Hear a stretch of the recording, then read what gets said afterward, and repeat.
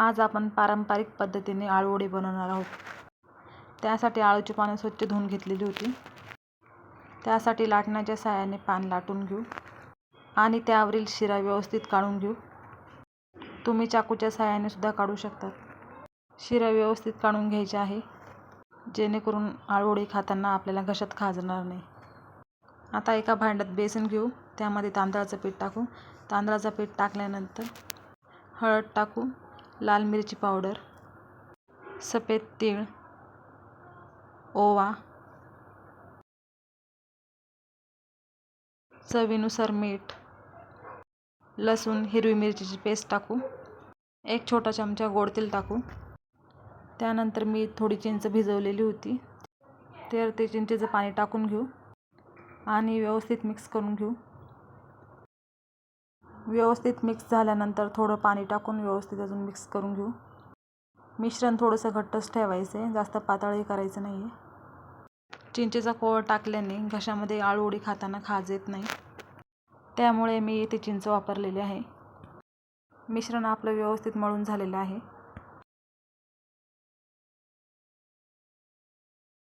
अशा पद्धतीने मिश्रण तयार करायचं आहे.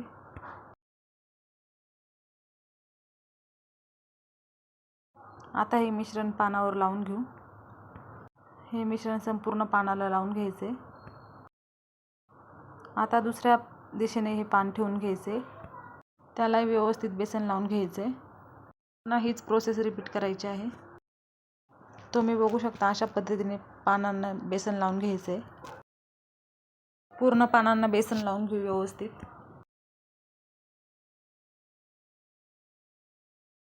अशा पद्धतीने पानं एकावर एक ठेवून बेसन लावून घ्यायचे. यावर तुम्ही सफेद तीळ सुद्धा पसरवू शकता. पूर्ण पानांना बेसन लावून झाल्यानंतर आता पान फोल्ड करून घ्यायचे आणि त्याच्यावरही बेसन लावायचे आणि दुसऱ्या बाजूने सुद्धा फोल्ड करून घ्यायचे. त्याच्यावर सुद्धा बेसन लावून घ्यायचे. तुम्ही बघू शकता, अशा पद्धतीने बेसन लावून घ्यायचे.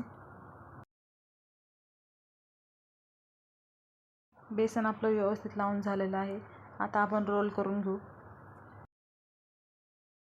व्यवस्थित रोल करून झालेलं आहे. आता त्यावर थोडंसं बेसन लावून सफेद तीळ पसरून देऊ. अशा पद्धतीने तीळ लावून घ्यायचे. त्यानंतर जाळीला तेल लावून त्यावर आळूवडी शिजण्यासाठी ठेवून द्यायचे 10-15 मिनिटे.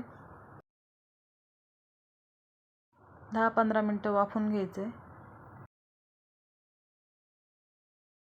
10-15 मिनिटांनी झाकण काढून घ्यायचे आणि आळूवडी शिजली का नाही ते बघून घ्यायचे. वड्या शिजल्यानंतर थंड झाल्यावर चाकूच्या साहाय्याने वड्या पाडून घ्यायच्या. तुम्ही बघू शकता किती छान वड्या पडलेल्या आहेत. आता ह्या वड्या तुम्ही तेलामध्ये तळू पण शकता किंवा शॅलो फ्राय सुद्धा करू शकता. मी इथे तव्यावर वड्या परतत आहे. सगळ्या वड्या तव्यावर ठेवून घेऊ. त्यानंतर आजूबाजूने तेल टाकून घेऊ आणि व्यवस्थित परतून घेऊ.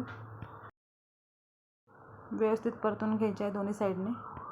तर कशी वाटली रेसिपी कमेंटमध्ये नक्की सांगा आणि चॅनलला सबस्क्राईब नक्की करा.